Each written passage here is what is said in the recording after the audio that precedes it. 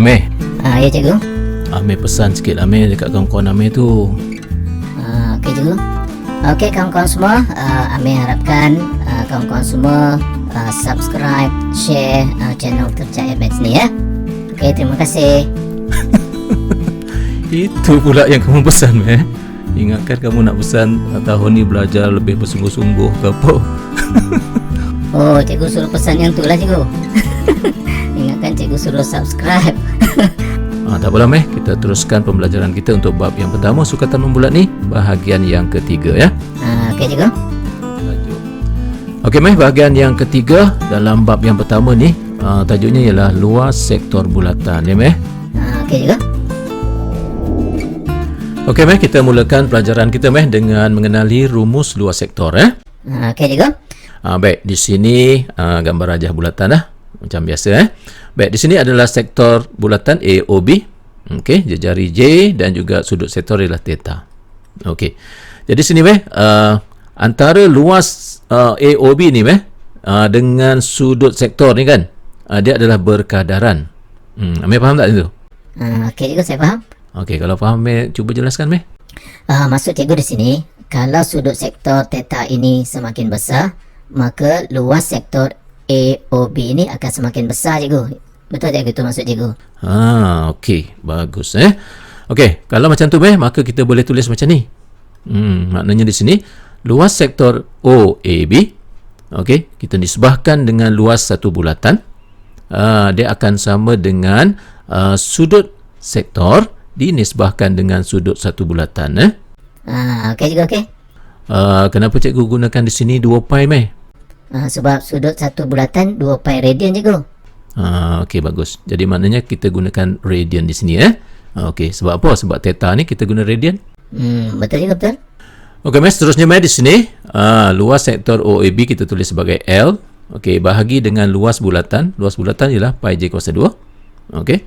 Dia akan sama dengan theta bahagi dengan 2 pi Okey. Kemudian kita ringkaskan di sini darab silang Okey, kita boleh potong pi dengan pi ni lah. Jadi akhirnya dapat kita susun balik dan akhirnya kita boleh tulis seperti ini, iaitu L sama dengan 1/2 J kuasa 2 theta. Maka inilah dia rumus luas sektor bulatan. Boleh tak? Okey cikgu, okey. Cikgu, theta dalam radian kan? Ya betul. Kamu ingat yang tu Ya, saya ingat formula panjang lengkuk tu cikgu, S sama dengan J theta tu. Itu yang saya teringat tu. Okey, baguslah kalau macam tu. Okey daripada sini kalau kita nak bincangkan lanjutan okey, kita ambil rumus ini setengah J kuasa 2 ni kan, kita tulis sebagai J darab J. Dan Amir tahu dah tadi kan, J theta ini adalah S, betul tak? Rumus panjang lengkuk tu kan. Jadi kita gantikan J theta itu dengan S, maka kita boleh tulis macam ni lah. Luas sektor ni ialah 1/2 darab J darab S. S ialah panjang lengkuk dia. Betul tak? Betul juga juga Okey, boleh? Okey juga, okey. Okey untuk slide yang seterusnya ni kita akan lihat contoh soalan Okey, berdasarkan rajah di sebelah, cari yang pertama luas sektor OAB. Tengok pada gambar rajah OAB. Okey, kemudian cari nilai theta dalam radian jika luas OBC ialah 80.5 cm persegi Okey. Cikgu nak tunjuk ke Amir nak try? Bagi Amir try cikgu. Okey, bagus. Semangat kamu main sekarang Okey cikgu, untuk dapatkan luas sektor OAB, kita akan gunakan rumus luas sektor cikgu. Okey, di sini cikgu, kita gantikan jari dia 7 dan juga sudut theta dia adalah 88 darjah. Tetapi kita kena tukar ke dalam radian cikgu, sebab rumus ini theta mesti dalam radian. Okey, bagus teruskan Kemudian cikgu kita tekan kalkulator, akhirnya dapat lagi ni jawapan dia, 37.63 cm persegi. Okey, bagus senang straightforward je kan? Ya cikgu. Okey, soalan B pula Okey, soalan B ni pula cikgu, diberikan luas OBC ialah 80.5 cm persegi. Oleh itu cikgu, kita boleh tulis macam ni cikgu.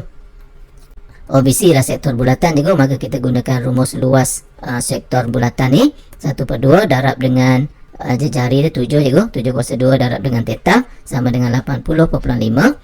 Kemudian di sini cikgu kita selesaikan, dapatlah nilai theta dia 3.286 radian. Oh, macam tu je meh. Senang ya. Senang lah cikgu.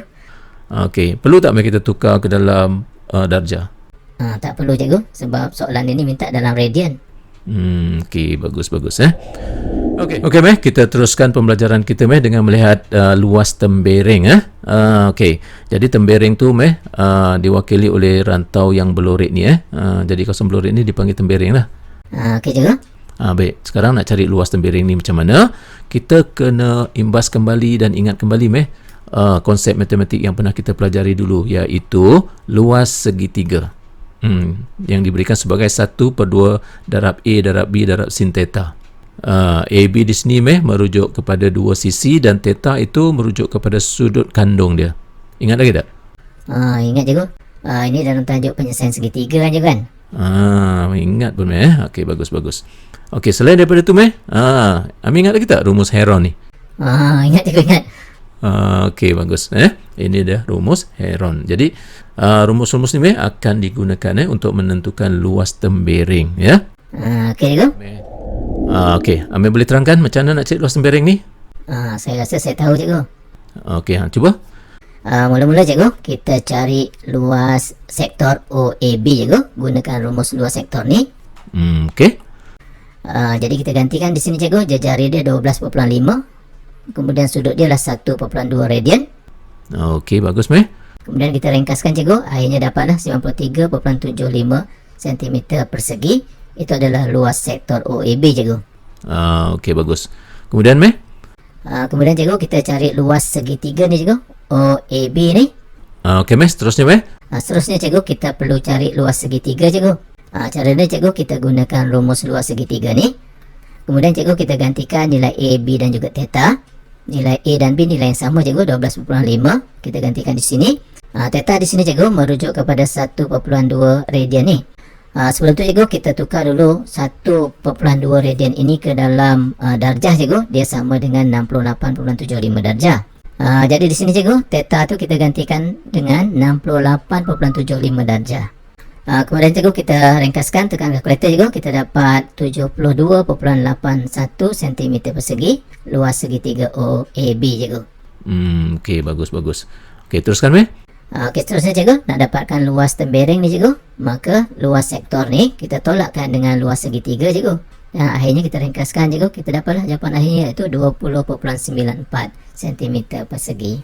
Betul cikgu Okey, bagus meh. Kamu dah boleh gantikan cikgu lah meh. Lepas ni cikgu tak payah mengajar lah, kamu je lah. Mana boleh cikgu. Cikgu, Amir nak tanya sikit kat sini. Di sini kan cikgu, nilai theta di sini kita mesti pakai darjah cikgu Tak bolehkah kita terus gunakan 1 radian kat sini cikgu?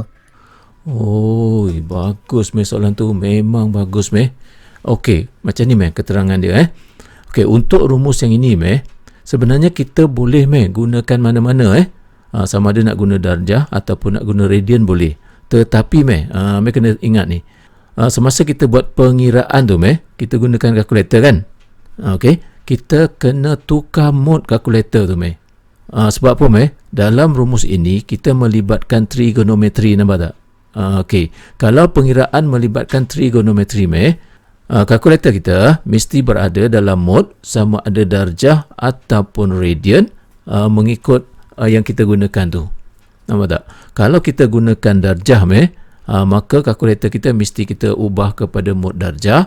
Kalau kita gunakan radian, kalkulator kita mesti kita setkan ke dalam mod radian. Faham? Macam itulah panduan dia. Tapi kan apa yang cikgu perhatikan, kamu akan jadi celaru nanti bila masa nak tukar mod kan, kemudian kalkulator kamu tak tukar balik ke mod asal, maka banyak kesilapan yang kamu akan buat untuk soalan-soalan yang lain dan sebagainya. Okey, sebagai langkah selamat Amir pegang macam ni. Untuk rumus luas segitiga ni kan, theta ini mesti dalam darjah. Amir buat macam tu. Jadi lebih selamat lah. Jadi Amir tulis sikitlah nota kat sini theta untuk rumus ini mesti dalam darjah.